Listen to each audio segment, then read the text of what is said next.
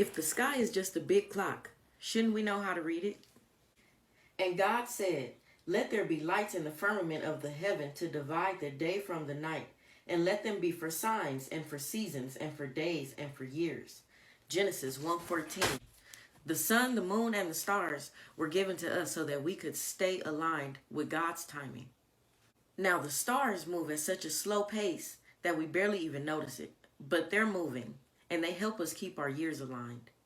The sun is a major part of this clock in the sky.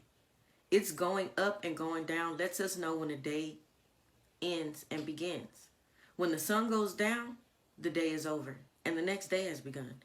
That's why in the Bible, you'll hear them say repeatedly, "And the evening and the morning were the first day, and the evening and the morning were the second day, and the evening and morning were the third day." Y'all get it. I was a little tongue-tied, but it's okay. So basically, the days begin in the evening because everything began in the dark.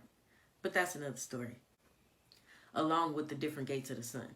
Here are some pictures just to give you an idea of what the gates mean. Right now, let's just focus on the moon. The new moon is the beginning of all your months. You can see that in the Bible if you read 1 Samuel and 20, but people have trouble finding it. So I'm going to help you out. But first, let's debunk what NASA has put out there. There is not two sides of the moon. There's only one side of the moon. As you can see here, we only see this side of the moon. So let's look at some possible rotations of the moon. If the moon was rotating like this, we would see the other side of it. And if it was rotating like this, we would definitely see the other side of it. But in all actuality, the moon is moving like this. That is called synchronous rotation. Basically, the same side of the moon is facing us the whole time it's rotating around the flat earth. Oops, yes, I'm a flat earther because the Bible supports it. Understanding the cycles of the sun and the moon and how they work together will let us know when to find them in the skies. So the first thing I want you to pay attention to is the very small ball in the sun. That's the moon. Also, just for a bonus, pay attention to where the sun sets at the beginning of the month, and you'll see how it changes gates by the end of the month. Don't worry about the earth spinning over there on the side. We know neither the sun, moon, or earth are spinning. And as the days go by, the moon begins to trail the sun just a little bit. But did you see the red arrow where the sun is setting?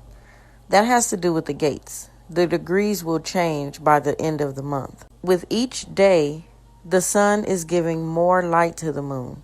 By the time we get to the quarter, you can see a noticeable difference in the rising and setting of the sun and the moon.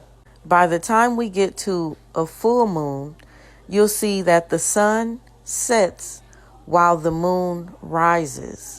It's perfectly even, which is why the moon is full, because it's on the complete opposite side of the sun, absorbing all that light. This process continues. We went from waxing to waning. Are you also paying attention to where the sun is setting? It is beginning to leave the gate that it was in. And if we know what degrees our gates are, we'll be able to tell which months we're in. We'll be able to confirm that our moon cycle matches up with our sun cycle. Our lunar and solar cycles match. That's why it's called a lunisolar calendar, because the moon and sun and stars all confirm each other. At this point, we can basically say that the sun is catching up to the moon. And as we get to the end of the month, you can see that the moon is basically in front of the sun at this point. It's catching very little light until we cannot see it anymore. The moon goes completely dark, and when we see light in it, we declare a new moon and the month begins.